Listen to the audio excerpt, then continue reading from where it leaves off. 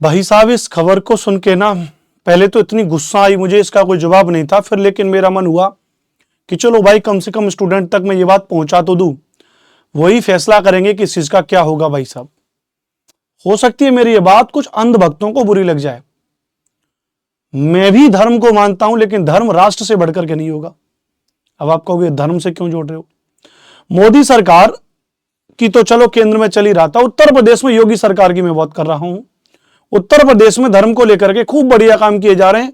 उसके लिए honourable chief minister साहब योगी जी को खूब सारी बधाई, बहुत बहुत धन्यवाद कि आपने उत्तर प्रदेश को एक अलग ऊंचाई तक पहुंचाया। लेकिन धर्म ही सब कुछ नहीं है, आजकल के युवाओं के लिए भी कुछ करना पड़ेगा। और युवाओं के लिए आप क्या कर रहे हैं? जो कहते हैं ना, शुद्ध भाषा बाबा जी का ठुल्लू। क्यों? 2019-18 में लास्ट में 69,000 भर्ती निकली थी सोपा टीटी की। 6 जनवरी को पेपर हो गया था 2019, 2019, 2020, 2021, 2022, 2023 और 2024। 5 साल तो पूरे हो गए, 6वीं साल चल रही है।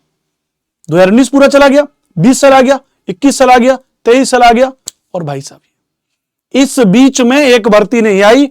हर बार हम अपने विद्यार्थियों को कहते रहे, बस भाई साहब अब आएगी शिक्षक भर्ती, अब आएगी शिक्षक भर्ती। तमाम बीच में खूब सनसनीखेज आई कि फलाने जिले में कितनी पोस्ट खाली हैं, इतने प्रमोशन हो गए हैं, इतने 1 लाख पदों पर भर्तियां आएंगी, उस जिले से उस जिले में ट्रांसफर हो गए। तमाम खूब आई और उस बात को लेकर के खूब काम हुआ।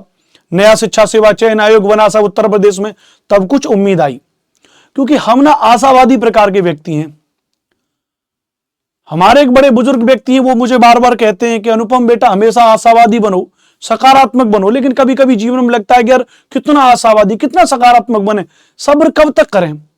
19 के बाद 5-6 साल तक युवा दर दर भटक रहा है, कोई बड़ी भर्ती नहीं है।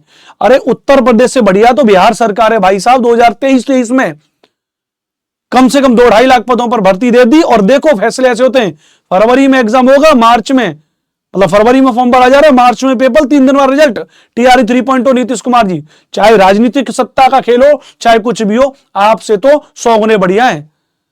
शर्म आनी चाहिए भाई साहब आप सभी को, युवाओं से जो बुरी गत से खेला जा रहे हो। अब आप कहोगे अनुपम सर बताओ सही, ये किस मुद्दे पर ये बात कह रहे हो, इतनी बातें क्यों कह रहे हो तुम? ये देख लो भाई साहब, ये हमारे संदीप जी हैं, स्वतंत्र राज्य मंत्री हैं हमारे शिक्षा विभाग के, शिक्षा मंत्री हैं। प्राथमिक शिक्षकों की भर्ती की योजना नहीं है, संदीप जी ने कह दिया। ये कब आगे बात को कह रहे? 2024 में, क्योंकि भर्ती कब से निकली है? 2019 के बाद भर्ती नहीं निकली है, 18 के बाद 19, 2020, 2021, 2022 और 2023 और फिर अब 2024 आ गई भैया। 1, 2, 3, 4 और 5 साल पूरे हो गए, कोई भर्ती नहीं है।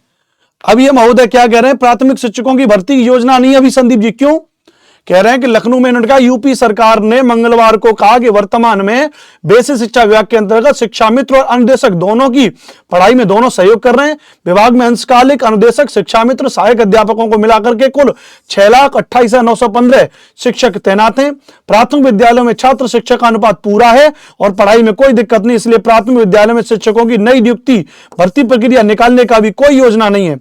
यह बातें राज्य सरकार की तरफ से बेसिक शिक्षा राज्य मंत्री स्वतंत्र प्रभार संदीप सिंह ने विधानसभा के बजट सत्र में मंगलवार को प्रश्नकाल में सपा के सदस्य और उनके द्वारा और सवालों के दौरान ये सारी चीजों को उन्होंने कहा।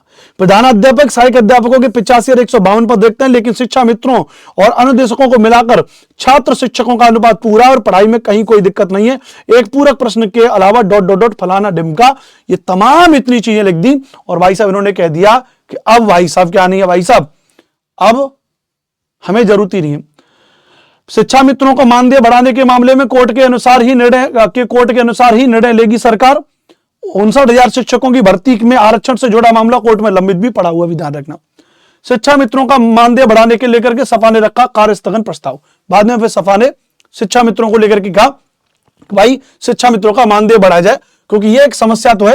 वो इतने समय से विद्यालय में कार्यरत हैं, उनको 10,000 रुपए वेतन मिलता है और कभी कभी तो वो वेतन आता ही नहीं है।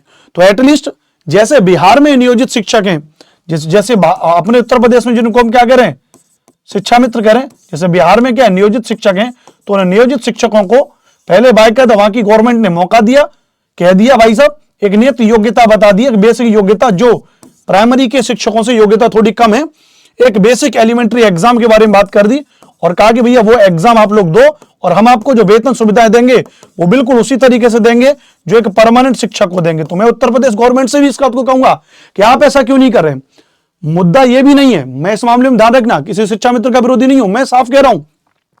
सपा गवर्नमेंट ने कहा कि भाई साहब शिक्षा मित्रों का मानदेय बढ़ा, मानदेय क्यों बढ़ाए, 2-4 रुपए 1000 रुपए क्यों बढ़ाए, 2-4 हजार रुपए से क्या हो जाएगा। हम तो कह रहे हैं भाई साहब जब एक परमानेंट शिक्षक जो है 60,000 वेतन पा रहा है तो ये शिक्षा मतलब जो परमानेंट शिक्षक है तो शिक्षा मित्र भी 60,000 वेतन पाने के हकदार हैं, इतने समय से विद्यालय में कार्यरत हैं।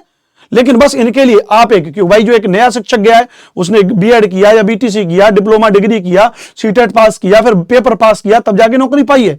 अब आप इनके पास स्कूल संभालने का अनुभव तो पहले से है, बस परमानेंट शिक्षक को बनने के लिए एक बेसिक, जैसे बिहार में नियोजित शिक्षकों के लिए एक बेसिक डिग्री उसने रख दी, बेसिक एग्जाम रख दिया, तो उत्तर प्रदेश गवर्नमेंट भी कम से कम एक बेसिक एलिमेंट्री कोई बेसिक एग्जाम रख दे, सीटेट जैसा कोई भी एक एग्जाम रख दे जो फाइनल है कि इस एग्जाम को पास करके आप परमानेंट टीचर बन सकते हैं। लेकिन नहीं, उस मुद्दे पर भी कोई बात नहीं है। लेकिन अगर बात कुछ और होती ना, तुरंत सारी चीजें सैंक्शन हो जाती हैं। डेवलपमेंट, विकास सब तरीके से देख करके जाता है। जिस प्रदेश का, जिस उसका युवा ही अगर बेरोजगार घूम रहा है तो उस प्रदेश में क्या होगा। केवल भगवा वस्त्र पहन करके, केवल कुर्ता पजामा पहन करके, केवल टीका लगा करके ही सब कुछ नहीं होगा। एजुकेशन भी बहुत ज्यादा है, शिक्षा भी बहुत ज्यादा है, लेकिन सारे के सारे फर्जी आंकड़े भाई साहब बस दे रखे हैं भाई साहब। हमें जरूरी नहीं है शिक्षकों की, क्यों? क्योंकि पढ़े लिखे लोग अगर आएंगे तो गड़बड़ हो जाएगा मामला। पढ़ाना लिखाना नहीं है ना, बड़ा रोष है भाई साहब। 5 साल हो गए, इतना बेवकूफ बना दिया आपने। और अब ये संदीप जी कह रहे हैं साहब, कह रहे साहब कुछ नहीं है। योगी जी की बुलडोजर वैसे हर जगह पर चल जाएगी, लेकिन योगी जी की बुलडोजर यहां नहीं चलेगी भाई साहब। सब मड़िया मैदान कर दिया, लाखों बच्चों का फ्यूचर दांव पे लगा दिया। अब ये आपके हाथ में भाई साहब क्या होना चाहिए, अब आप लोग देख लीजिए। बस मैं तो ये बात कह रहा हूं, अब आपके फैसले में मैं इससे तो कुछ नहीं कह पाऊंगा। Honourable chief minister Yogi Adityanath ji और जो भी शिक्षा विभाग का अगर इस वीडियो को देखेंगे तो उसमें तो ये कह रहा हूं, जो भी आप हजारों लाखों विद्यार्थी जो पढ़े हुए हैं भाई साहब, अब आपको कुछ सख्त कदम उठाना पड़ेगा इस बात को लेकर के, कुछ तो कहना पड़ेगा। यूट्यूब पे एक आंदोलन शुरू करने वाला हूं मैं, अब ऐसे मामला नहीं रुकेगा। मिलते हैं बहुत जल्दी भाई साहब, बस आप लोगों की सपोर्ट की जरूरत पड़ेगी। एक बड़ा आंदोलन करना पड़ेगा, अब ऐसे नहीं देखूंगा। और भाई साहब फिर मैं भी देखूंगा आंदोलन पे कैसे रोक लगती है, चाहे एक बड़ा वकील एडवोकेट करना पड़े भाई साहब। अब मेरे साथ जुड़िए, देखिए भाई साहब, एक बहुत जल्दी अच्छी न्यूज आपको बताने वाला हूं।